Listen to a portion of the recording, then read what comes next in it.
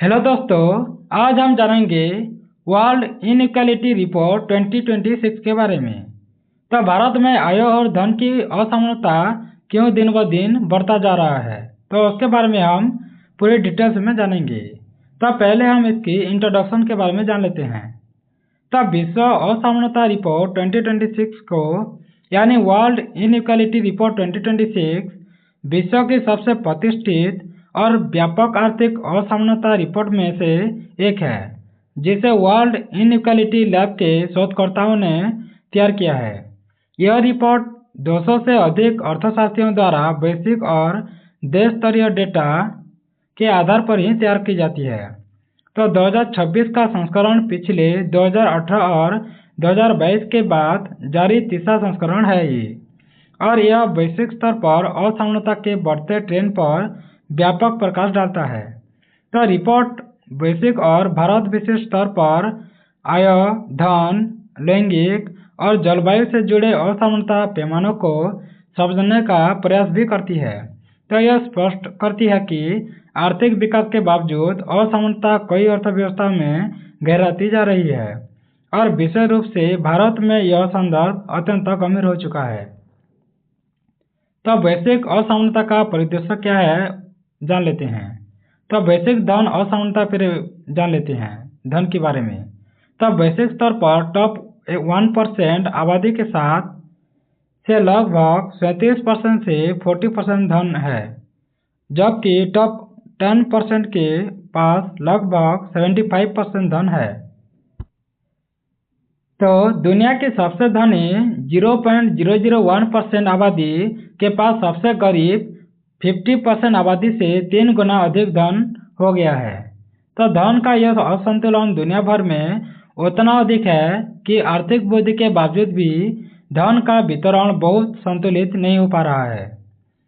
तो वैश्विक आय असमानता के बारे में जान लेते हैं। तो वैश्विक श्रम और आय वितरण भी विकृत हो रहा है, जहां टॉप 10% लोग 53% तक वैश्विक आय का हिस्सा रखते हैं, और नीचे के 50% लोगों के हिस्से केवल लगभग 8 से 10% ही रह जाता है। तो इससे स्पष्ट होता है कि जितनी धनराशि में वृद्धि हो रही है, वह असंतुलित तरीके से समाज के उच्चतम वर्ग से सिमटती जा रही है।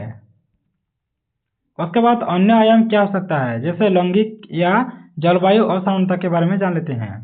तो लैंगिक रूप से महिलाओं की मजदूरी पुरुषों से औसतन काफ़ी कम है, और महिलाओं को केवल 32 से 61% तक का प्रतिदिन भुगतान मिलता है। जब अनपेड केयर सर्वेक्षण शामिल किया जाता है तो यह और भी गिर जाता है।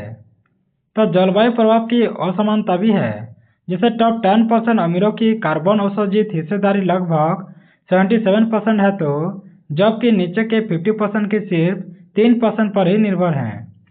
तो ये सारांश की बात करें तो वैश्विक स्तर पर धन और आय दोनों में असमानताएं विकराल रूप से लेती जा रही है। इससे यह स्पष्ट होता है कि आर्थिक वृद्धि का लाभ असमानता रूप से विभाजित हो रहा है। उसके बाद भारत के संदर्भ में असमानता के बारे में जान लेते हैं। तो भारत में कैसे असमानता बढ़ता जा रहा है। तो भारत के संदर्भ में रिपोर्ट के मुख्य निष्कर्ष बेहद चिंताजनक है, क्योंकि भारत न केवल वैश्विक स्तर पर बल्कि अपने घरेलू स्तर पर भी असमानता के मामलों में उच्च स्थान पर हो गया है। तो पहले तो धन असमानता हो गया है। जैसे सबसे बड़ा और चौंकाने वाला तथ्य ये है कि भारत में शीर्ष 1% आबादी के पास लगभग 40% से अधिक धन है, वहीं टॉप 10% के पास लगभग 65% धन का हिस्सा है। अब तो यह दर्शाता है कि धन का बंटवारा अत्यधिक असंतुलित है, अर्थात धन का बड़ा हिस्सा अत्यंत सीमित लोगों के हाथों में केंद्रित हो गया है। तो नीचे के 50% लोग कुल धन के सिर्फ लगभग 6.4% हिस्से का मालिक ही हैं। तो भारत की उक्त स्थिति को दुनिया के बड़े अर्थव्यवस्था के साथ तुलना करें तो यह स्पष्ट होता है कि भारत में वितरित धन का कितना बड़ा हिस्सा शीर्ष वर्गों के हाथों में जमा हुआ है। तो आय असमानता भी होता है, इनकम इनइक्वालिटी के बारे में। तो भारत में आय असमानता भी गहरा है। जैसे टॉप 10% आबादी राष्ट्रीय आय का लगभग 58% हिस्सा हासिल करती है, नीचे के 50% लोगों को कुल आय का सिर्फ लगभग 15% ही प्राप्त होता है। तो टॉप 1% की आय हिस्सा लगभग 22 से 23% तक है। ये रहा इनकम की इनइक्वालिटी। एंटरप्रेन्योरशिप की बात करें तो इसका मतलब यह हुआ कि भारत की अर्थव्यवस्था में सबसे अमीर 10% आबादी लगभग आधे से अधिक राष्ट्रीय आय पर नियंत्रण रखती है, जबकि आधी आबादी को आकर्षित आर्थिक लाभ नहीं मिलता है। उसके बाद औसत आय और संपत्ति के बारे में जान लेते हैं। तो रिपोर्ट के अनुसार भारत में प्रति व्यक्ति औसत आय लगभग 6,200 पीपीपी प्रति वर्ष है, जबकि औसत संपत्ति लगभग 28,000 पीपीपी होता है।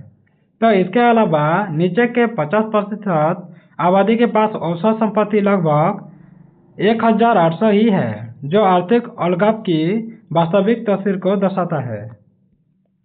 उसके बाद असमानता के कारण क्या क्या हो सकते हैं, तो रिपोर्ट में बताए गए कारण के बारे में जान लेते हैं। तो संरचनात्मक आर्थिक विभाजन भी होता है। तो आर्थिक वृद्धि के बावजूद भी रोजगार, शिक्षा और संपत्ति के वितरण में संरचनात्मक असमानता आज भी गहराई से मौजूद है। यह असमानता निम्न बातों से उत्पन्न भी होती है, जैसे असमान शिक्षा और कौशल पहुंच है। तो नीचे के वर्गों को उच्च कौशल और गुणवत्ता वाली शिक्षा की सुविधाएं सीमित मिलती है, जिससे आय सृजन के अवसर कम होते हैं। उसके बाद संपत्ति और पूंजी का केंद्रीकरण भी होता है। तो बैंकिंग, निवेश और संपत्ति सृजन के अवसर विशेष रूप से उच्च आय वर्गों के लिए ही अनुकूल होता है, जिससे उन्होंने धन सृजन में अधिक हिस्सेदारी हासिल की है। उसके बाद उद्योग संरचना और उपभोक्ता वर्ग का कमजोर विकास भी होता है। तो रिपोर्ट में यह भी संकेत मिलता है कि भारत में मध्यम आय वर्ग का आकार अपेक्षाकृत छोटा होता है, जिससे उपभोग आधारित बुद्धि सीमित रूप से फैलती है। उसके बाद लैंगिक असमानता भी है। तो महिलाओं की श्रमिक भागीदारी दर काफ़ी कम है, लगभग 15.7% है, जिससे उन्हें भी आर्थिक लाभ और आय वृद्धि में हिस्सेदारी कम मिलती है। उसके बाद अमेरिका, चीन और अन्य देशों से तुलना कर लेते हैं। तो भारत के इक्के दुक्के आर्थिक समूह में धन और आय के केंद्रीकरण की स्थिति अन्य देशों से तुलना करने पर गंभीर लगती है। जैसे वैश्विक स्तर पर टॉप 1% आबादी के पास 37% धन है, तो भारत में यह लगभग 40% है। वैसे टॉप 10% अंतर्राष्ट्रीय स्तर पर लगभग 75% धन पर नियंत्रण रखता है, जबकि भारत में यह लगभग 65% होता है। तो यह तुलना बताती है कि भारत की असमानता विश्व स्तर पर भी गंभीर श्रेणी में ही आती है। उसके बाद असमानता के सामाजिक और आर्थिक प्रभाव क्या पड़ सकते हैं। तो पहले तो समाज में विभाजन होता है। तो धन और आय का विकेंद्रीकरण सामाजिक विभाजन को बढ़ावा देता है, जैसे गरीबी, बेरोजगारी, सामाजिक असुरक्षा, ये सब के स्तर पर आगे बढ़ता है। उसके बाद आर्थिक वृद्धि की गुणवत्ता पर प्रभाव भी पड़ता है। तो अधिकांश लाभ कहाँ जा रहा है, इसका उत्तर है तो उच्च आय वाले वर्गों और पूंजी महिलाओं के पास रह जाता है। इससे मध्यम वर्ग के लोग कमजोर हो जाते हैं और अर्थव्यवस्था में उपभोक्ता मांग ठहर रह जाती है। तो उसके बाद सामाजिक न्याय और समान अवसर भी मिलना चाहिए। तो जब आधी आबादी को आर्थिक संसाधन का सिर्फ 15% से 6% हिस्सा मिलता है, तो समान अवसर और सामाजिक न्याय की अवधारणा कमजोर पड़ जाती है। उसके बाद समाधान और कुछ सुझाव भी दिए जाते हैं, जैसे रिपोर्ट नीति निर्माताओं को कोई सिफारिश देती है कि ताकि असमानता को कम किया जा सके, जैसे प्रगतिशील कर प्रणाली होना चाहिए। तो उच्च आय और उच्च धन वाले व्यक्तियों पर अधिक कर लगाकर धन का पुनर्वितरण करना चाहिए। सामाजिक सुरक्षा और रोजगार सुनिश्चित करना, जैसे रोजगार की सुरक्षा करना, शिक्षा, स्वास्थ्य जैसे क्षेत्रों में निवेश करना भी होगा। और महिला आधारित संपत्ति का कार्यक्रम भी करना होगा। तो महिलाओं की श्रम भागीदारी और आर्थिक सहभागिता को बढ़ावा भी देना होगा। उसके बाद कंक्लूजन।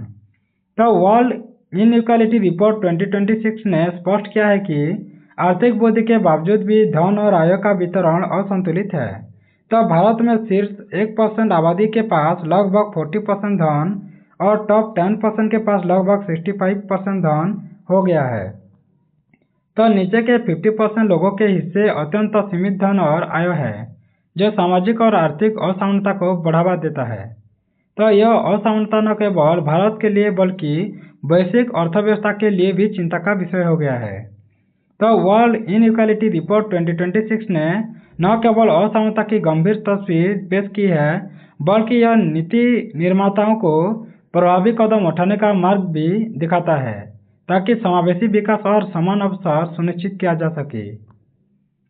Thanks for watching. अगर ऐसे वीडियो आपको अच्छा लगता है तो सब्सक्राइब कर दें, बेल आइकन दबा दें, लाइक करें, शेयर करें और वीडियो आपको कैसा लगा कमेंट बॉक्स में ज़रूर कमेंट करें।